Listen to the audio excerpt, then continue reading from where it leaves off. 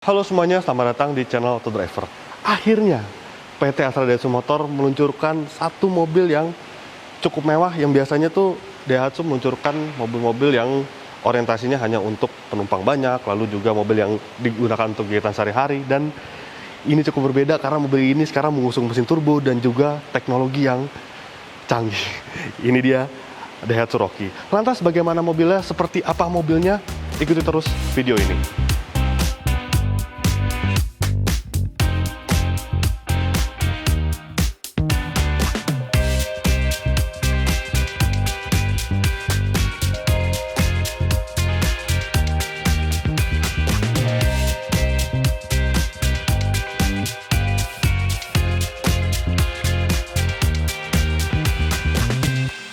Oke, mungkin untuk sebagian masyarakat Indonesia, nama Daihatsu Rocky sendiri tidak asing lagi. Karena memang Astra Daihatsu Motor sempat menghadirkan Daihatsu Rocky yang masuk ke dalam keluarga TAF. Mobil tersebut merupakan mobil workhorse, mobil berpenggerak 4-wheel drive, dan juga bermesin diesel.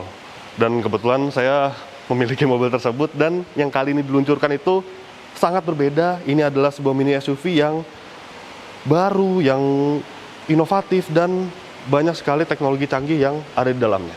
Dan Daihatsu Rocky juga punya kembaran dari Toyota yang bernama Race. Untuk menonton video first impression-nya, Anda bisa klik di atas. Dan Toyota Race dan juga Daihatsu Rocky itu merupakan produk kembar kelima antara Toyota dan Daihatsu. Setelah sebelumnya Avanza Xenia, lalu juga ada Agya Ayla, Terios Rush, lalu juga ada Calya dan Sigra. Ini merupakan mobil kelima afiliasi mereka. Dan Rocky sendiri hadir di Indonesia itu menjadi negara ketiga setelah Jepang dan juga Malaysia yang hadir dengan nama Pro 2 Ativa. Dan bisa dilihat untuk spesifikasi ini, dia hampir serupa dengan versi Jepangnya. Lantas untuk platform sendiri, dia dibangun di atas platform terbaru Daihatsu, yaitu DNGA atau Daihatsu New Global Architecture, yang diklaim dia bisa menambah pengendalian yang baik tetapi tetap memberikan kenyamanan di dalam kabinnya. Langsung saja kita bahas bagian desainnya ini. Ini dia bagian depan Daihatsu Rocky yang sedikit berbeda dengan Toyota Race.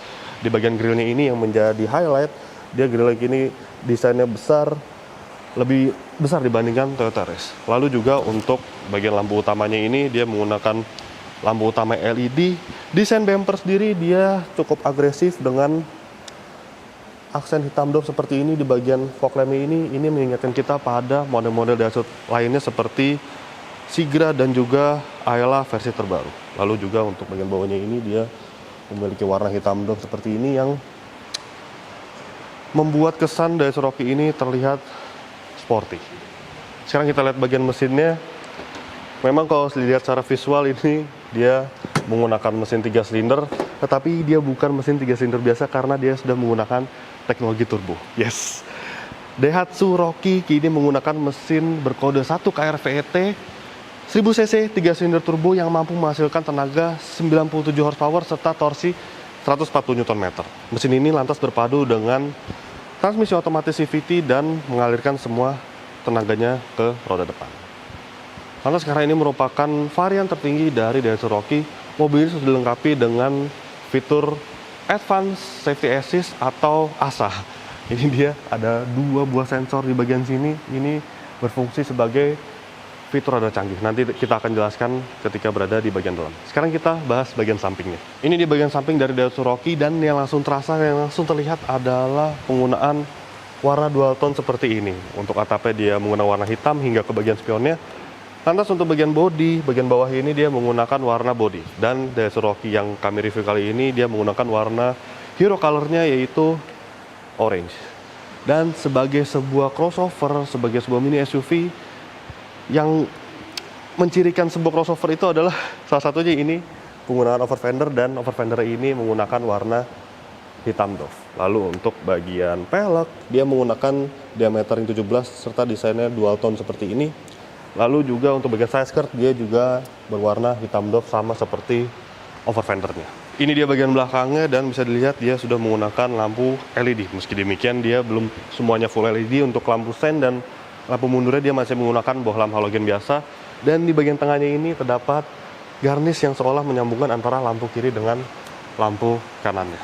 Lalu juga ini namanya Rocky. Dan yang menarik ini tipe R Turbo CVT. Ya, Tentu saja karena mobil ini sudah mengusung mesin turbo dan seolah-olah harus ditampilkan di bagian bagasinya ini. Bagian emblemnya ini harus ada emblem turbo.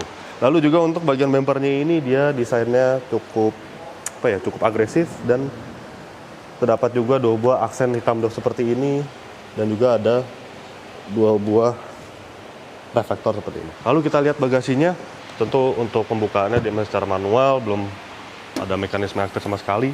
Ini dia kapasitasnya.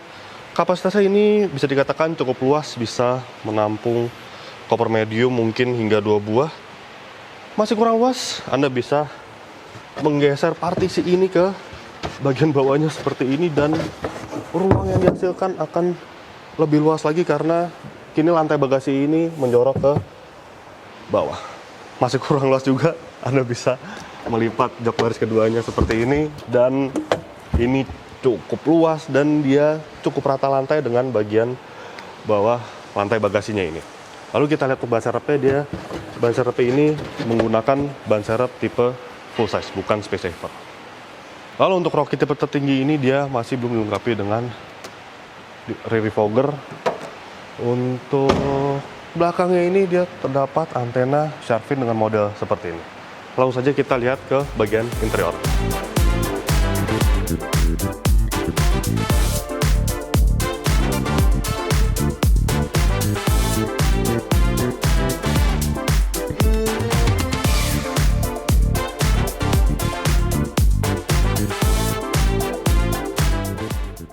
Sebelum membahas kabinnya, saya ingin membahas kuncinya. Ya, ini desain kunci ini cukup menarik karena berbeda dengan model-model kunci Daihatsu lainnya. Dia kini terdapat 1 buah tombol.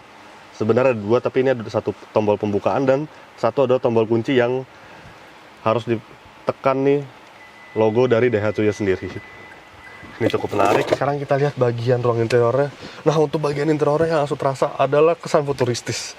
Ya, hal itu berkat penggunaan instrumen clusternya yang kini sudah digital. Dan tidak hanya instrumen cluster digital, dia juga terdapat menu-menu menarik. Dan kalau tadi bisa didengar itu, ketika Anda menyalakan mobil, seperti ada suara welcome-nya. Instrumen cluster digital ini juga bisa diatur desainnya. Ini ada 4 desain total. Anda bisa mengatur sesuai mood Anda, lalu juga ada pengaturan banyak sekali di sini. Untuk pengaturan buzzer atau pengaturan warning itu bisa melalui instrumen cluster dan juga vehicle settings kini juga bisa digerakkan melalui instrumen clusternya. Bisa mengatur front kamera, lalu juga door lock atau penguncian pintu, lalu juga wiper. Wiper ini bisa diatur kecepatan wiper ini akan mengikuti kecepatan mobil atau tidak, ini bisa diatur semuanya dari instrumen cluster. Ini sangat canggih. Lalu juga suara dari tensinya atau lampu sen, ini bisa diatur. Lalu juga ada satu fitur menarik yaitu notification day setting atau fitur yang berfungsi sebagai pengingat hari. Dan ini bisa bermacam-macam pengingatnya, kategori banyak seperti ulang tahun, lalu juga anniversary, car inspection atau jadwal service dari mobil, dan juga maintenance day. Sama ini sebenarnya maintenance dan car inspection. Dan ini ada berapa ini? Ada 10 slot pengingat di instrumen clusternya ini. Ini sebuah inovasi baru di sebuah mobil. Lantas instrumen cluster ini juga tersedia beberapa tampilan seperti tampilan warning, tentu saja ini ada di setiap mobil. Lalu juga ada jam, dan ini dia. Ini adalah display dari fitur ASA atau fitur radar canggihnya. Nah, fitur Advanced Safety Assist ini terdiri dari beberapa fitur radar seperti Autonomous Emergency Braking, lalu juga ada Lane Departure Warning, Lane Departure Prevention, Pedal Misoperation Control, dan juga Front Departure Alert. Lalu kita lihat lagi display lainnya, ini ada seperti biasa range atau sisa jarak yang bisa tempuh, dan juga ada rata-rata konsumsi bahan bakar. Lalu kita lihat bagian lainnya. Nah, ini karena ini merupakan unit prototype, jadi belum ada head unitnya. Nanti kita akan lihat di unit lainnya yang sudah ada head unitnya. Lalu untuk bagian AC-nya ini, kisi-kisi AC ini biasa dia dilengkapi dengan aksen aluminium brush, seperti aluminium brush. Lalu juga pengaturan AC dia sudah menggunakan digital, tapi memang tidak ada memorinya seperti milik Daihatsu Terios. Untuk pengisian daya dia ada 12 volt masih tersedia dan juga ada slot USB. Ya. Lalu di sini ada tempat penyimpanan. Ini dia transmisi CVT-nya. Dia juga dilengkapi dengan mode manual untuk transmisi CVT-nya. Handbrake ini masih biasa, masih menggunakan manual, belum electric parking brake. Lalu juga untuk konsol tengahnya ini dia memang ukurannya cukup minimalis. Jadi mungkin barang-barang yang sedikit besar tidak bisa masuk, dan untuk tipe tertinggi sudah dilengkapi dengan balutan kulit seperti ini. Lalu kita lihat untuk bagian joknya. Joknya ini dia menggunakan bahan fabric yang dilengkapi dengan aksen oranye di bagian sini. Ini tentunya menambahkan kesan sporty, dan aksen oranye itu tidak hanya ditemukan di bagian joknya, tetapi juga di bagian sini. Konsol tengah ini ada sedikit warna oranye dan juga di bagian frame dari kisi-kisi AC. Lalu untuk material sendiri, ini masih menggunakan material plastik keras di bagian semua dashboardnya, plastik keras, door trim juga plastik keras. Nah, yang menarik dari mobil ini adalah tersedianya cup holder tersembunyi di bagian dashboardnya. Ya, ini bisa ditekan dan muncul cup holder seperti ini. Ini tentu menambah kepraktisan. Lantas untuk tipe tertinggi sudah dilengkapi dengan engine start-stop dan tentunya dilengkapi dengan sistem keyless. Lalu kita lihat lingkar kemudinya. Nih, desainnya ini sebenarnya hampir mirip dengan model lainnya, tapi kalau dilihat secara detail ini desainnya ternyata baru. Karena ini untuk ada tombol yang untuk mengatur layar instrumen clusternya. Ini ada trip, lalu juga ada untuk naik turun, tombol enter, dan juga ini untuk mengatur head unit, untuk mengatur volumenya. Dan di bagian kanan juga untuk pengaturan head unitnya. Lantas mobil ini juga memiliki detail menarik. Ini dia. Ini ada display yang berguna untuk memperingatkan Anda jika Anda tidak memakai sabuk pengaman. Lalu kita membahas posisi duduk tentunya. Ini untuk posisi duduk ini sudah cukup ergonomis sebenarnya. Untuk bangku dia bisa ditinggikan, mesin secara manual, maju mundur tentu bisa, dan sandaran bisa. Tetapi memang mobil ini belum dilengkapi dengan satu, yaitu telescopic steering. Dia masih tilt saja. Tetapi untuk tinggi saya yang 177 cm, ini masih tergolong baik. Dan dari Cherokee ini juga sudah tersedia APAR. Ini merupakan salah satu persyaratan mobil baru yang ada di Indonesia.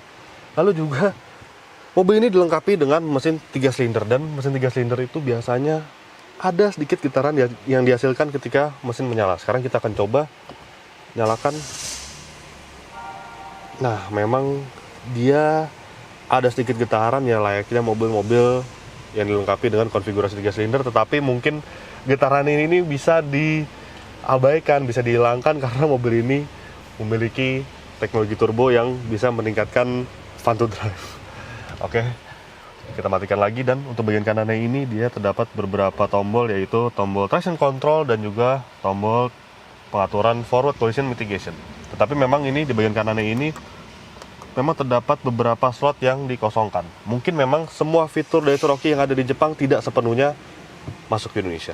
Oke, sudah puas membahas bagian depannya, sekarang kita beralih ke bagian belakang. Ini dia bagian belakang dari Cherokee, dan bisa dilihat ini posisi berkendara saya.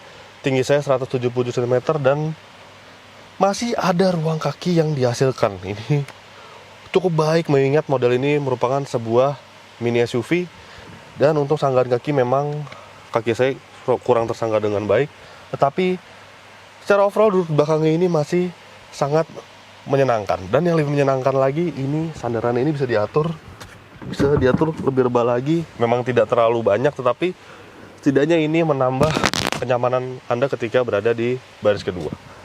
Untuk headroom ini masih ada ruang. Untuk tinggi saya yang 170 cm ini cukup baik, dan untuk pengaturan jok ini, untuk pelipatan jok ini bisa dilipat secara 40-60.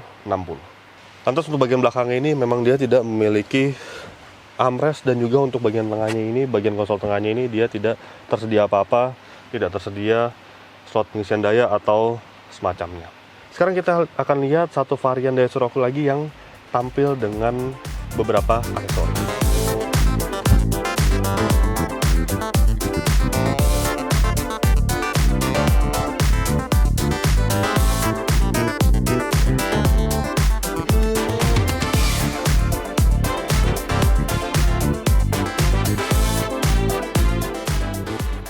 Ini dia satu varian lagi dari Daihatsu Rocky yang bernama Rocky ADS atau versi stylingnya. Tentu mobil ini hadir dengan beberapa pernak-pernik aksesoris.